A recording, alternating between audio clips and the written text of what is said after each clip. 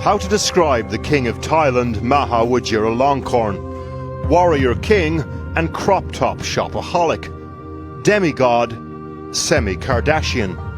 Lover of poodles. Happy birthday to you. Just don't make him angry. We're on a journey in search of the king, but this is not Thailand. We're in Germany, on the trail of a man dubbed by protesters the most hated man in his country.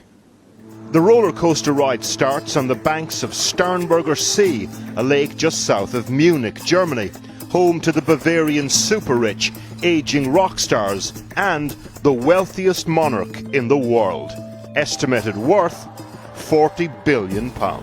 Have you seen him out and about? Only with many people around him. Sometimes he goes to the Zugspitze without clothes, naked. Naked. Yeah. So this is the rather incongruous residence of the King of Thailand in this tiny German village by the lake. We've just walked by. We don't want to kind of poke the camera through the bushes, but I did have a look in, and there is, behind that hedge, an enormous security detail. I counted about 10 to 15 security guards, obviously a little on edge. They had clocked us on the pavement with the camera. We were being filmed ourselves. A black van had done a few laps, eyes on us. Outside the King's mansion, a small band of pro-democracy demonstrators. Yunya Yempraset fled Thailand with 2 outstanding charges under Thailand's lèse-majesté laws, which makes it a jailable offence to insult the king. Here she is, on a wanted poster. She's here to highlight the king's excess and perceived cruelty, which we will come to. But first, Fufu. Happy birthday to you. It's 2007. A leaked video shows the then Crown Prince celebrating his poodle's birthday alongside his third wife, wearing just a G-string. It's reported that the dog had a salary and a military rank. Air Chief Marshal Fufu. For activists, Fufu came to symbolise everything wrong with the Thai monarchy. Even his dogs have military ranks and they are under the pressure of the Thai budget.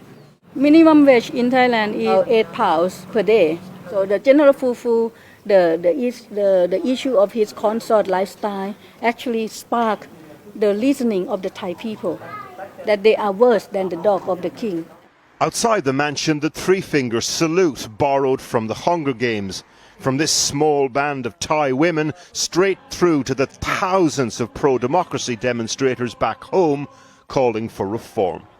The lakeside mansion is just our first stop. The king, it turns out, spends most of his time further south, near the Austrian border in the Alps. And the Grand Hotel Sonnenbichl, the entire place hired out by the king and his entourage for the last 3 years. The 68-year-old king moved to Bavaria semi-permanently in 2007 when he was crown prince.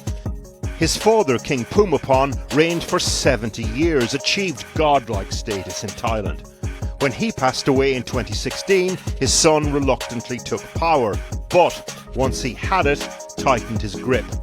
The new king consolidated power by, for one thing, changing the constitution so that he could rule remotely. And it doesn't get much more remote than Garmisch-Partenkirchen. So why would the outdoorsy king of Thailand, perhaps trying to escape the feverish atmosphere of court, move to the Alps? Well, for one reason, look around. The king enjoys cycling. He's been spotted numerous times in the mountains with his entourage. But it's not just the bracing mountain air that's brought him here. No, the hills are alive with the sound of rumours. Probably one of the key reasons initially was that his main mistress was a flight attendant and he wanted to live with her in Germany. The second reason is that we believe there's significant health issues that affect Vajiralongkorn. And probably a third reason is just that the king, has eccentric tastes. He likes to go around wearing crop tops, fake tattoos, low-slung jeans. He likes to go cycling wearing next to nothing. And you can't do that in Thailand. Back at the King's Bavarian bolt hole, Yunya and her travelling band of Thai protesters are setting up camp for the night. We're going to sleep here for 1 week. Is that nice? Closely watched by the King's security. Minutes later, police turn up saying they've had a complaint from inside. It turns out they're not the only ones struggling with the King's presence here. Last week, the German foreign minister voiced disquiet at the King conducting Thai state business on German soil. And he's not alone in this alpine retreat in the south of Germany. He's been married 4 times and, according to media reports, lives here with a 20-strong unit of female guards. The demonstrators aren't just here, though, to talk crop tops and poodles. As night falls, candles pick up the faces of the disappeared. Faces like Wanchalerm Satsatse, known as Ta.